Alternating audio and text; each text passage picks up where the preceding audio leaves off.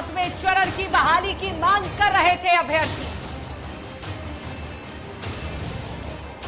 अभ्यर्थी पर एडीएम ने बर्बरतापूर्वक बरसाई लाठियां। तिरंगा का भी एडीएम ने नहीं रखा मान। तिरंगा और प्रदर्शनकारी पर अधिकारी ने बरसाई लाठी। डीएम से डिप्टी सीएम तेजस्वी ने की फोन पर बात। शिक्षक अभ्यर्थियों पर पटना में लाठी चार्ज हुआ है। सातवें चरण की बहाली की मांग कर रहे थे अभ्यर्थियों पर एडीएम ने बर्बरतापूर्वक बरसाई लाठी। तिरंगा का भी एडीएम ने नहीं रखा मान। तो तिरंगा प्रदर्शनकारी पर अधिकारियों ने लाठी बरसाई है। सीटेट और बीटेट के अभ्यर्थियों पर लाठियां बरसाई गई है। तो शिक्षक अभ्यर्थियों पर पटना में लाठी चार्ज हुआ है। देखिए ये उस दौरान की तस्वीर है जब डाक बंगला चौराहे पर सीटेट और बीटेट के अभ्यर्थियों ने खूब प्रदर्शन किया, खूब हंगामा किया। और ये देखिए किस तरह से ये जो एडीएम है ये तिरंगे के सहारे अभ्यर्थी बचाने की कोशिश कर रहा है, लेकिन ये पुलिस अधिकारी तो तिरंगे को भी बख्शने के मूड में नहीं है। खूब लाठियां तिरंगे पर बरसाई गई हैं। देखिए किस तरह से। चलिए कांग्रेस से हमारे साथ कौकब कादरी जुड़े हुए हैं। कौकब जी, आज जो तस्वीर डाक बंगला चौराहे पर हम सबने देखी, अधिकारियों ने जिस तरह से बर्बरतापूर्ण अभ्यर्थियों पर लाठी चार्ज किया, वहां तक तो फिर भी चलिए पुलिस अधिकारी अपना काम कर रहे थे, लेकिन जब तिरंगे से अभ्यर्थी ने खुद को ढकने की कोशिश की तो तिरंगे पर भी लाठियां बरसाई गई। ये कितना सही लगा आपको?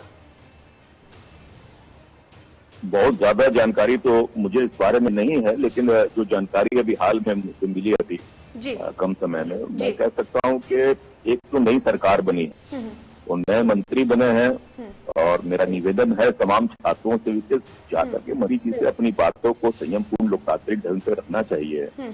और मुझे पूरी उम्मीद है कि ये सरकार बनी है ये इन्हीं के लिए बनी है, इन्हीं लड़कों के लिए बनी है। अपनी बातों को संयम से वहां मंत्री जी के सामने रखनी चाहिए थी। और अगर प्रोसेशन भी निकालना है तो शांतिपूर्ण ढंग से प्रोसेशन निकालना ये तो लोकतांत्रिक अधिकार है ही। अब मुझे पता चला है कि लाठीचार्ज हुई है उन लोगों पर, तो मैं समझता हूं कि संयम बरतना चाहिए प्रशासन को भी और माननीय मंत्री जी को इसको संज्ञान में लेकर करके सच्ची बातों को सुनना चाहिए। बिल्कुल बिल्कुल। कौकब जी, यहाँ पर कांग्रेस के कुछ नेता ये भी कह रहे हैं कि जो अधिकारियों ने किया ये बहकावे में गया है, जो कुछ भी हुआ है ये किसी के बहकावे पर हुआ है।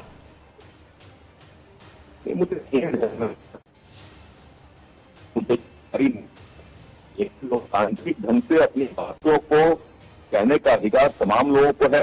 और ये जो बच्चे जो प्रोसेशन में निकले थे उनको माननीय मंत्री जी से मिल करके अपनी बातों को रखना चाहिए था, ज्ञापन देना चाहिए था। और उस पर अगर कार्रवाई नहीं हो तो शांतिपूर्ण ढंग से सबको अधिकार है अपनी बातों को रखने का, लोकतांत्रिक ढंग से बैठने प्रदर्शन करे, अपनी बातों को रखे। लेकिन जहां तक प्रश्न है कि एक बैग बिल्कुल सड़क पर उतर जाना और इस तरह का माहौल को बनाना, वो मैं समझता हूँ कि ये ठीक नहीं है। एक बैग नहीं उतरे थे सर, 2-3 दिन से वो लगातार डिप्टी सीएम तेजस्वी यादव से भी मुलाकात कर रहे हैं।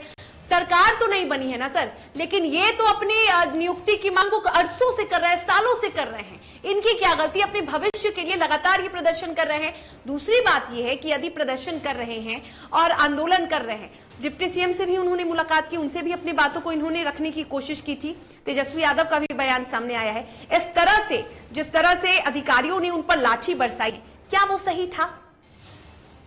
नहीं, मैं आपकी बातों से बिल्कुल पूरी तरह सहमत हूँ। मेरी भी सद्भावना बच्चों के साथ है, लेकिन मैं ये कहना चाह रहा था कि अभी 1 हफ्ते भी नहीं हुए हैं सरकार को बने हुए। अभी तो सदन में जो है कि उनको जो है कि कई प्रस्ताव लाने में 24 पूर्ण सेशन बुलाया है। इस बीच जो है कि इतना अफरा तफरी में, इतनी जल्दीबाजी में इस तरह के प्रदर्शन की जरूरत मैं समझता हूँ नहीं थी। एक बार जब प्रभार तमाम लोग अपना ले लें तक बात नहीं सुनी जाए तो इस तरह की कार्रवाई कोई करे, बैठे धरना करे, प्रदर्शन करे, लेकिन इतने हड़बड़ में इस पे कदम उठाना मैं समझता हूँ उचित नहीं है। थोड़ा सा वक्त बच्चों को संयम से रह करके अपनी बातों को कहना चाहिए, पूरी सरकार सेटल हो जाए। चलिए, तमाम बातचीत के लिए कौकब जी आपका बहुत बहुत शुक्रिया। तो संयम बरते, नई सरकार बनी है और नई सरकार के गठन के बाद जल्द ही तमाम जो अभ्यर्थियों की समस्याएं हैं उन समस्याओं को हल किया जाएगा और नई सरकार इसलिए बनी है कि उन समस्याओं का हल किया जाए, ये कहना है कांग्रेस के नेता कौकब कादरी का। लेकिन यहाँ पर अब जो तस्वीर हम देख रहे हैं, जो तस्वीर हम आज से नहीं बहुत सालों से देख रहे हैं, सरकार आज बनी है, नई सरकार बनी है, लेकिन छात्रों के भविष्य से खिलवाड़ होता आ रहा है, ये आरोप लगातार छात्र लगा रहे हैं। लगातार छात्रों का कहना है कि हम लगातार मांग करते हैं कि हमारी नियुक्ति जो रिजल्ट है उसे जारी किया जाए। सालों सालों से जो रिजल्ट है, जो परिणाम है, उसे जारी नहीं किया जाता। एक नहीं, अमूमन हर क्षेत्र में यही स्थिति देखने को मिल रही है और इसको लेकर छात्र आंदोलन आज ही नहीं कर रहे थे, छात्र सालों से आंदोलन करते आए हैं ताकि उनके भविष्य में कोई खतरा ना हो, उनका भविष्य अंधकार में ना डूबे। चलिए, इस खबर पर एक और बातचीत, एक और हमारे साथ मेहमान जुड़े हैं। आशुतोष हमारे साथ जुड़े हुए हैं, बीजेपी के प्रवक्ता हैं आशुतोष झा। आशुतोष जी, आज जो हुआ, जो तस्वीर आपने डाक बंगला चौराहे पर, जो तस्वीर हमने डाक बंगला चौराहे पर देखी, वो कितना सही मानते हैं आप और इसे किस तरह से देखते हैं आप? देखिए, भारतीय जनता पार्टी में हर राज्य के साथ उनका गठबंधन हो गया तो निश्चित तौर पर बिहार के अंदर जंगल राज की शुरुआत हुई। इसके अंदर जो मनोबल है वो गिरा है और जिलेवार यदि आप देखेंगे तो जिलेवार आपराधिक घटनाओं में बढ़ोतरी हुई है और सरकार समाज के उन सभी लोगों का दमन कर रही है जो सरकार के खिलाफ आने वाले हैं। इसीलिए ऑनरेबल हाई कोर्ट ने ये कहा था कि बिहार के अंदर लालू का शासन जंगल राज है। इसलिए नीतीश कुमार ने लालू के साथ जाकर के, तेजस्वी के साथ जाकर के, राजद के साथ गठबंधन करके बिहार के अंदर जंगल राज को फिर से स्थापित कर दिया है और निश्चित तौर पर जिस जंगल राज की शुरुआत बिहार के अंदर फिर से हुई है, इस देश से बिहार का जो जनमानस है वो सहमा हुआ है, डरा हुआ है, लेकिन इसका प्रतिकार बहुत बड़े तरीके से बिहार की जनता करेगी, इस बात को आप प्रतिकार तो करेगी। लेकिन ये आंदोलन पहली बार तो नहीं हुआ आशुतोष जी, जब आपकी सरकार थी तब भी आंदोलन होते थे। सब जो छात्र हैं वो लगातार यही आरोप लगा रहे हैं कि सरकार बदलने से उन्हें कुछ खासा फर्क नहीं पड़ता है, उनके भविष्य के साथ लगातार खिलवाड़ हो रहा है, उनका यही आरोप है। देखिए, आंदोलन होना, ये लोकतंत्र में आंदोलन होना तो स्वाभाविक प्रक्रिया, आंदोलन तो लोग करेंगे अपनी मांगों को लेकर के, लेकिन किन्हीं मांगों पर लाठीचार्ज करना ये निश्चित तौर पर ये गलत है। अच्छा, एक तस्वीर आशुतोष जी, एक तस्वीर शायद आपने भी देखी हो, ये तस्वीर हमारे टीवी स्क्रीन पर चल रही है। जो छात्र है वो तिरंगे से खुद को छिपाने की कोशिश करता है, लेकिन अभ्यर्थी पर भी लाठियां बरसाई जाती हैं और एडीएम साहब द्वारा तिरंगे पर भी लाठियां बरसाई जाती हैं। उसे आप किस तरह से देखते हैं? देखिए, हम तो आपको बता ही रहे हैं, आपकी आवाज हमको बहुत साफ नहीं आ रही है, लेकिन जहाँ तक आ रही है इसमें हम आपको स्पष्ट तरीके से कहते हैं कि पूरी स्पष्टता के साथ कि बिहार के अंदर जंगल राज है और जंगल राज दिख भी रहा है और जिस तरीके से मंत्रिमंडल में मंत्रियों को शामिल किया गया है, 20 से ज्यादा मंत्री पर आपराधिक मामला है, बनता है और बहुत सारे अपराधी जेल भी जा चुके हैं। इनके कृषि मंत्री सुधाकर सिंह को 7 लाख रुपया देकर के ऑनरेबल हाई कोर्ट ने उनको जेल दिया है।